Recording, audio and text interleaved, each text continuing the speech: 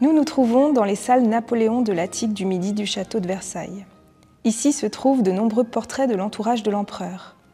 Nous sommes devant le portrait équestre de Catherine de Wurtemberg, peint par le baron Antoine-Jean Gros entre 1807 et 1835.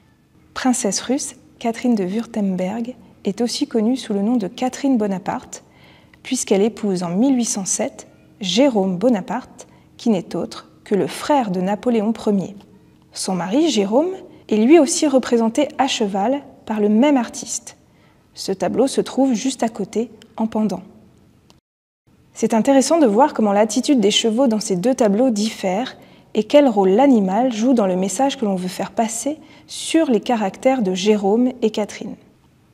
Le cheval de Jérôme est cabré dans une attitude plus dynamique, disons guerrière, en tension, les muscles saillants, en soumission pour montrer la puissance de son cavalier. C'est plus ou moins l'image flatteuse que l'on attendait d'un homme à l'époque. À l'inverse, celui de Catherine figure plutôt une danse, une jambe en avant. La cavalière tient une cravache et lui ordonne d'exécuter un pas, le fameux piaffer. Cette attitude est élégante et correspond à la vision que l'on se fait à l'époque du caractère féminin. Pourquoi choisir ce portrait ? Dans un portrait équestre, on l'a vu, l'animal tient une place importante. Il est bien visible au centre de la composition avec sa cavalière. Mais on trouve aussi beaucoup de représentations équines dans la peinture d'histoire, comme dans le tableau représentant Louis XV à la bataille de Fontenoy, peint par Horace Vernet. Ou encore des scènes de chasse, comme dans le tableau de porcelaine représentant la chasse aux cerfs de Louis XVI, dans l'Oise, d'après le dessin de Jean-Baptiste Oudry. Pendant de longs siècles, le cheval est secondaire. Rares sont les exemples de peinture représentant le cheval en tant que sujet unique ou principal. Dans ce portrait, le cheval est plutôt représenté au naturel. Il est en mouvement, sans être dans une posture exagérée. Sa crinière est lâchée et non tressée. Il est aussi représenté de manière réaliste. Les proportions sont respectées. Dessiner un cheval, comme n'importe quel animal, demande déjà de la patience. Avez-vous déjà essayé de dessiner un animal d'après nature ? Il bouge beaucoup. Les peintres d'autrefois ne disposaient pas de la photographie pour capter le mouvement de l'animal en pleine action et prendre ainsi le temps de le reproduire. Il fallait donc observer et encore observer. Cela passe par des études sur le motif et des croquis. Par chance, à Versailles, il ne manquait pas de chevaux. Les artistes pouvaient croquer sur le vif des chevaux pour s'exercer. Savoir dessiner un cheval, c'est aussi le connaître, comprendre son fonctionnement, son anatomie, ses attitudes, ses réactions et même ses émotions. Nous allons commencer par mettre en place le sujet dans la feuille. Donc on va délimiter des espaces. D'abord, on va tirer une ligne horizontale au centre de la feuille. On peut le faire à main levée ou, si vous préférez, avec une règle. Ensuite, on va délimiter la largeur du corps du cheval. On va faire un petit trait à gauche, pas trop près du bord, et un autre trait à droite, en laissant un petit peu plus de place. Ensuite, cette largeur, eh bien, on va la reporter en hauteur. Encore une fois, avec une règle ou avec son crayon. Donc moi, je me sers du crayon pour mesurer. Et je vais la reporter. Donc on obtient un petit point.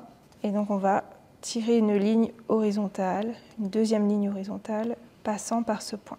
Et donc là, on a délimité les points les plus à gauche et les plus à droite, et le plus en bas. Et on va tracer deux lignes à gauche et à droite pour former un carré. Ensuite, on va placer un point sur la première ligne horizontale. Il s'agit du garrot. Alors le garrot d'un cheval, c'est le point de jonction, c'est une petite bosse osseuse qu'il y a entre le début de l'encolure et le début du dos du cheval. Alors quand on a un cheval représenté de profil, ce point se situe dans le premier tiers, au niveau du premier tiers du carré, c'est-à-dire ici. 1, 2 et 3. 1, 2, 3. Sauf que là, notre cheval est positionné de 3 quarts. Donc pas tout à fait de côté ni de face. Donc on va décaler un petit peu ce point vers la droite. Je le marque par une petite croix. Ça, c'est le garrot du cheval.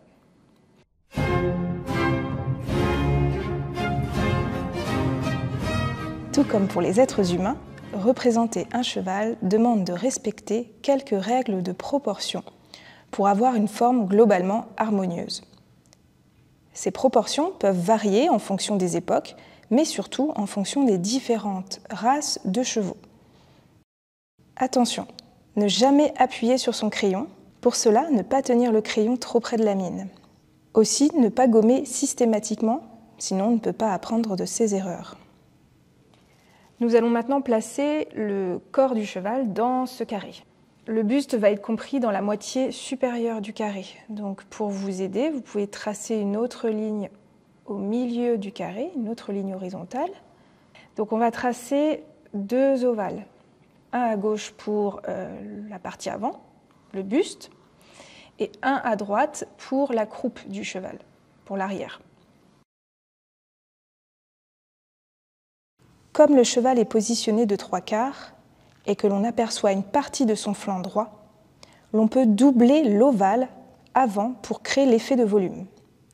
Cette technique est facile à mettre en œuvre pour un cheval parfaitement de profil, comme le cheval de Louis XV dans la bataille de Fontenoy, mais cela se complique un peu lorsqu'il est représenté de face, comme le cheval de Louis-Philippe sortant par la grille d'honneur du château, peint par Horace Vernet.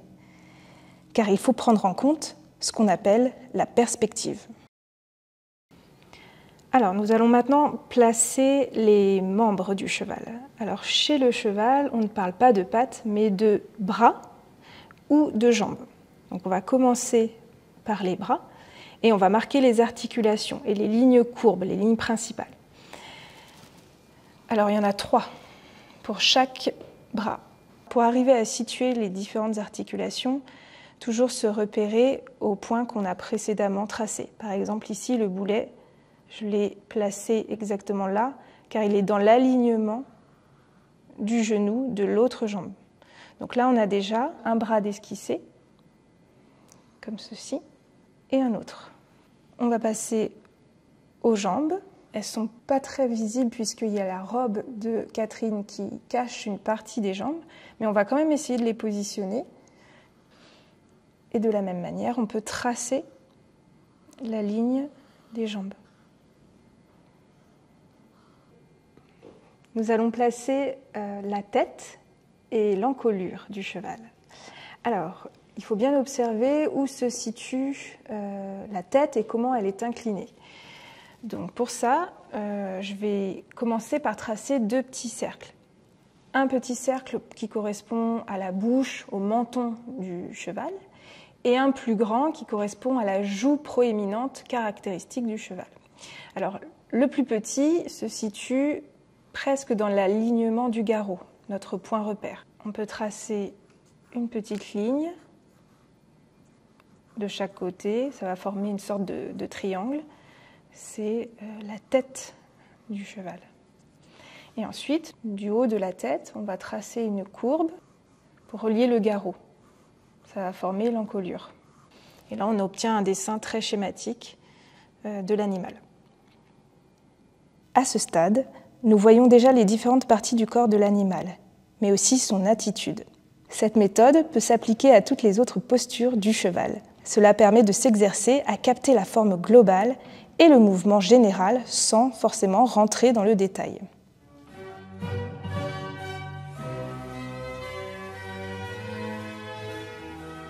Nous allons maintenant reprendre les formes synthétiques et les repréciser un petit peu. On va commencer par la ligne du dos.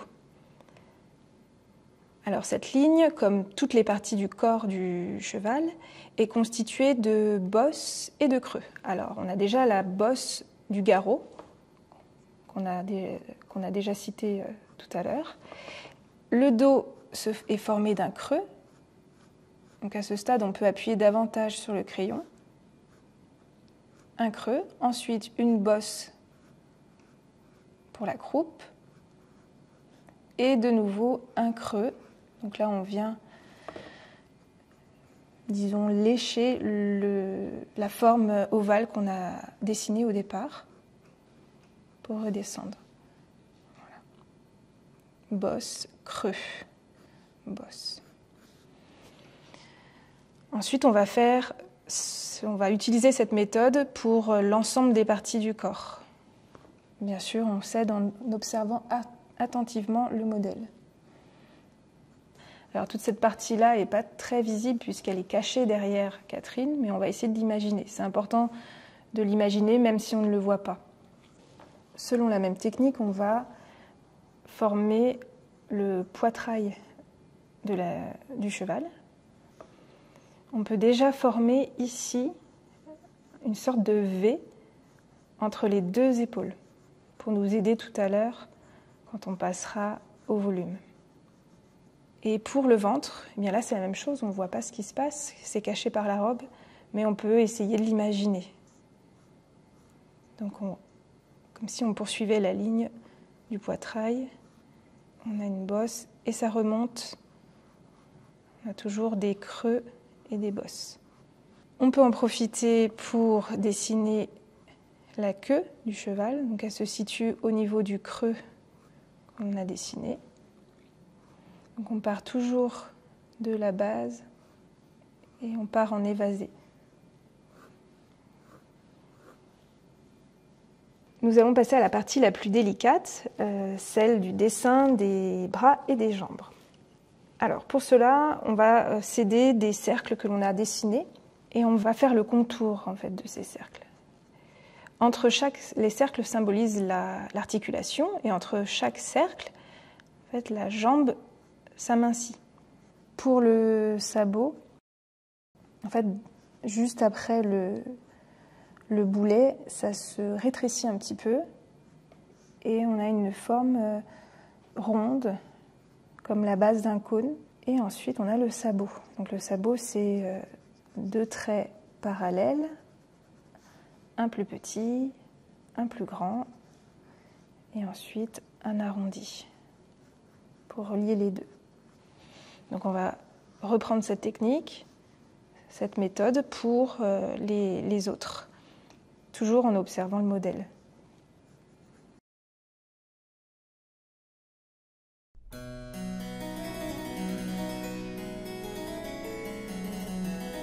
Passons maintenant à la tête et à l'encolure. On va commencer par délimiter la ligne sur laquelle va être placés les yeux. Alors, l'œil du cheval sera forcément compris dans le cercle. Ça nous donne déjà un premier repère, à peu près ici. Et donc pour placer le deuxième, qu'on ne voit pas très bien sur le modèle, mais qui existe quand même, on va tracer une ligne courbe, comme ça. Et donc le deuxième sera ici. Donc on le marque par une petite bosse, puisque le cheval est représenté de 3/4, quasiment de profil. Et ensuite, on va reprendre la ligne du profil du cheval. Donc, on passe ici sur le chanfrein. Les naseaux. Donc là, on contourne le cercle qu'on avait fait précédemment. La bouche. Difficile à représenter puisqu'il y a le mors, mais on voit le menton, le bourrelet du menton, ici.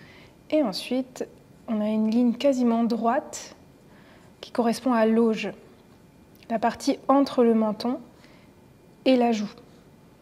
Donc cette partie-là est quasiment droite. Et ensuite, on revient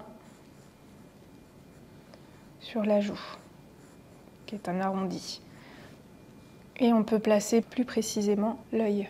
On peut dessiner aussi la petite forme blanche qu'il a sur le chanfrein, petite tache blanche comme ça, et le deuxième naseau qui est dans le rond. C'est une forme assez étrange, comme une note de musique. Ensuite, on va passer aux oreilles. Alors les oreilles sont deux petites cornes qui se font face, placées sur le haut de la tête. Les oreilles pointent vers la gauche, en haut à gauche, dans cette direction. Ne pas hésiter à regarder le modèle encore et encore. Et là, on peut commencer à dessiner la crinière. On a quelques mèches qui passent sur le dessus.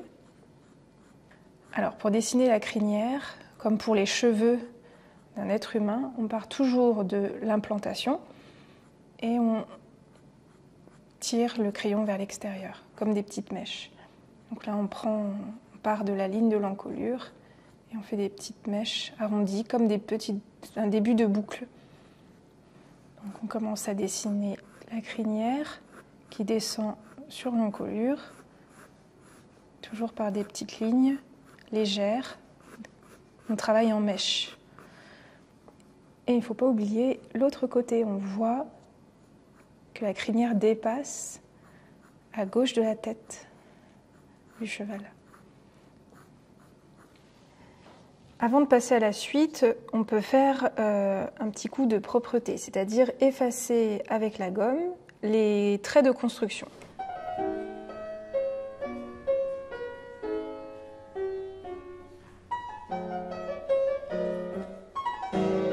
Passons maintenant à la parure du cheval. Le cheval de la reine Catherine est représenté plutôt au naturel. Il est très peu paré, contrairement à d'autres exemples de portraits équestres, comme celui du jeune roi Louis XIV, peint par un anonyme au XVIIe siècle. Mais quelques éléments discrets de parure viennent quand même parfaire l'élégance à la beauté de l'animal. Il est possible d'esquisser le harnachement du cheval, le licol avec sa petite cocarde rouge, le mors, mais aussi le ruban rouge noué autour de la queue. Enfin, le tapis de selle dorée posé sur le dos du cheval et qui descend juste au départ des jambes. Passons maintenant au dessin de la cavalière. La reine Catherine monte à cheval comme toutes les femmes à l'époque. Sauf exception, jusque dans les années 1930, les femmes n'étaient pas autorisées à monter à califourchon, mais en amazone, c'est-à-dire les jambes d'un même côté du cheval. Les selles et étriers pour monter étaient donc adaptés. Alors, nous allons placer la cavalière sur le cheval. Donc, pour cela, on va prendre des repères. Pour qu'elle ne soit pas trop petite ou trop grande par rapport au cheval, on va commencer par la ceinture, la taille de la cavalière. Donc, on voit qu'elle est placée sur la même ligne que l'oreille la plus à gauche, ici. Donc, on imagine une ligne imaginaire et on place déjà un petit trait pour la ceinture, le buste, enfin la délimitation entre le bas et le haut de la robe.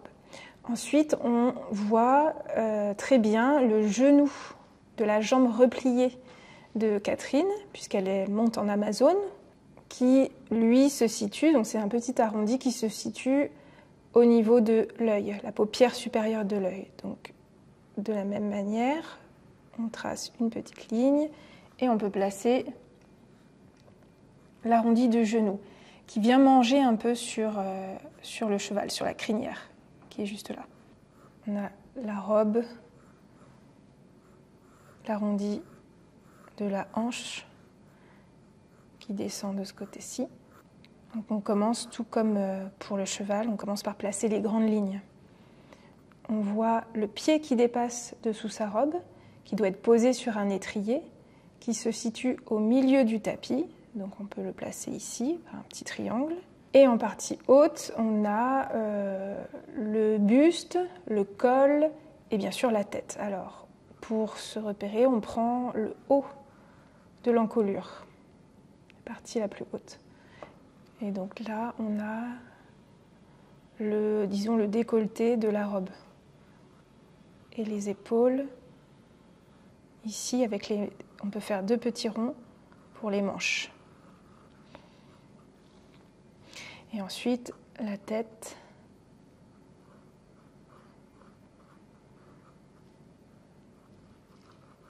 Et le chapeau.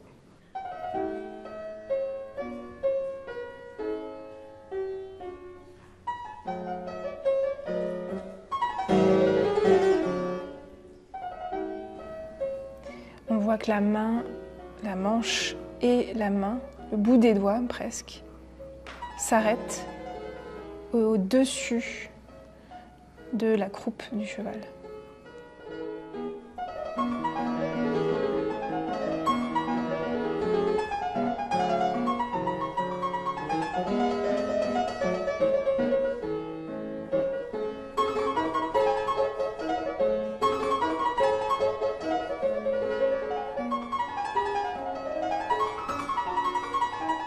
Passons au paysage.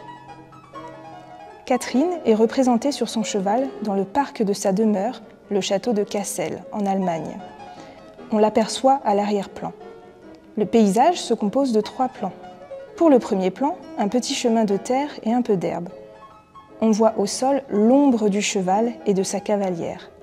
On voit que la lumière vient du coin supérieur gauche du tableau, ce qui permet de mettre en évidence le visage de la cavalière, mais aussi la tête et le poitrail du cheval. Pour le deuxième plan, seulement un lac et un arbre sur la gauche. Pour le troisième plan, on aperçoit le château de Cassel dans un parc verdoyant et des collines au loin. Tout comme le peintre, on ne va pas rentrer dans les détails, mais esquisser le fond pour ne pas détourner l'attention du sujet principal.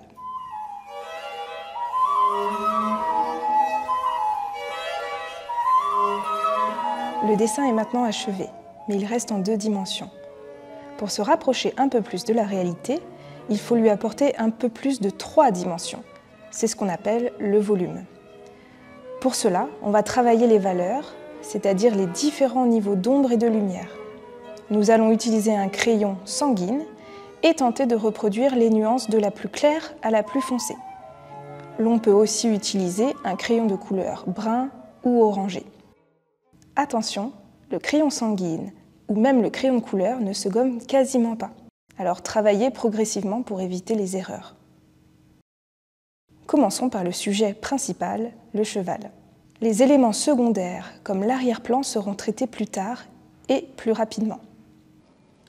Pour la mise en couleur, on commence toujours par les zones les plus claires. C'est très important de distinguer les parties les plus claires en observant le modèle.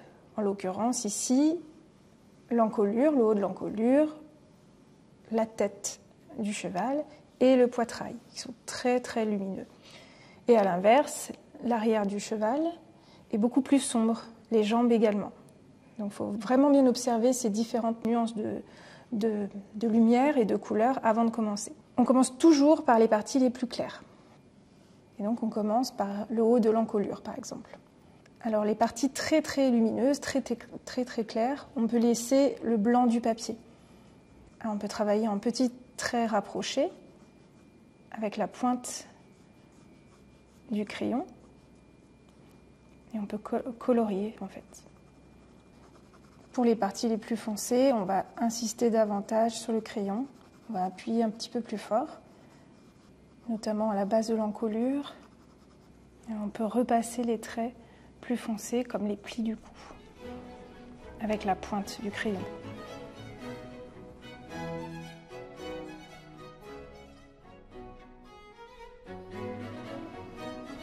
Pour les détails, on peut repasser un petit peu sur les lignes avec la pointe du crayon pour les marquer un petit peu plus.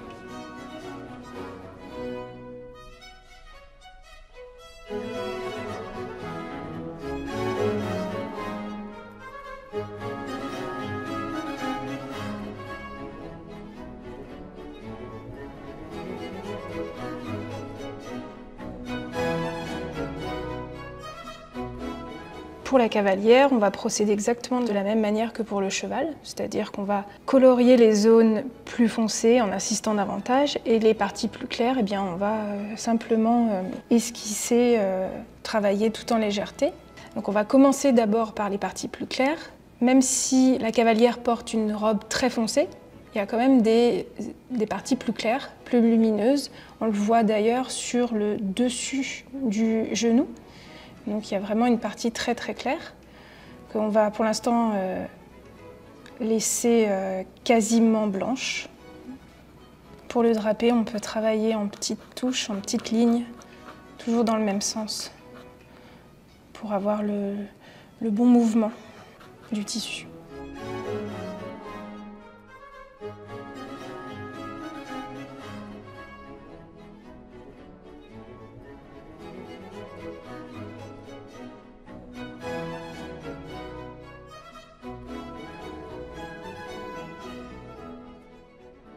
Passons à l'arrière-plan. Pour le fond, travaillez plus en légèreté. Ne pas aller trop dans le détail pour ne pas détourner le regard du sujet principal, la cavalière sur son cheval. Les éléments les plus lointains, comme le ciel, les collines ou le château en arrière-plan, se confondent et sont à peine esquissés. Au deuxième plan, à gauche, l'arbre est un petit peu plus travaillé, tandis que les éléments au premier plan, comme l'ombre portée au sol du cheval ou le chemin, sont plus contrastés. Pour le ciel, on va travailler en légèreté, la lumière arrivant en haut à gauche du cadre. On va contraster un petit peu le ciel en apportant un peu plus de couleur en haut à droite. Donc pour cela, on va travailler avec le plat du crayon, surtout pas la pointe, mais le plat. Donc pour cela, il faut tenir le crayon le plus loin possible de la mine. Et on va venir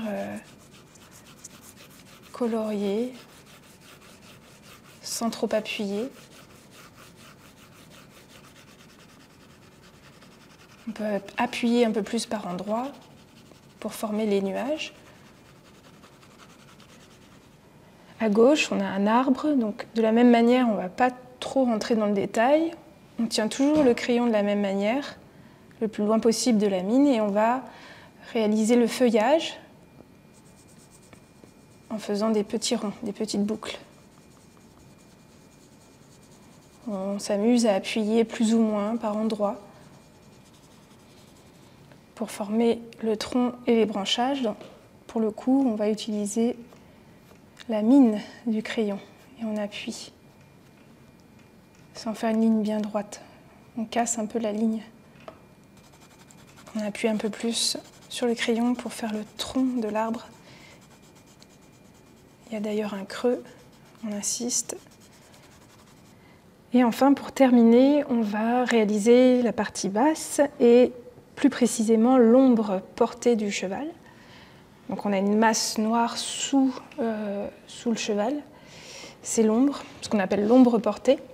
Donc pour la dessiner, comme pour le ciel, on prend le côté plat de la mine, toujours en mettant les doigts le plus loin possible de la mine.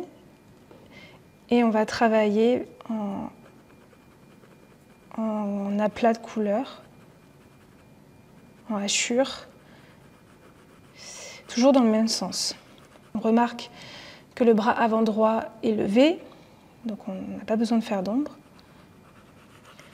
L'ombre est très importante, sans ça, on aurait l'impression de voir le cheval flotter sur le paysage, sur le fond. Donc il ne faut vraiment pas l'oublier et insister. On peut appuyer un peu plus sur le crayon, toujours avec le plat du crayon et pas avec la mine.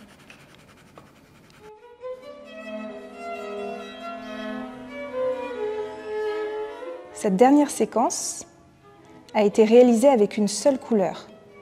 Cela permet d'apprendre à travailler les valeurs et l'ombre et la lumière lorsque l'on apprend à dessiner. Néanmoins, il est tout à fait possible de mettre le dessin en couleur pour un rendu plus pictural et fini, lui donner l'effet d'un tableau. Pour cela, on peut tout simplement utiliser des crayons de couleur. Il faudra alors être attentif aux différentes nuances pour chaque couleur.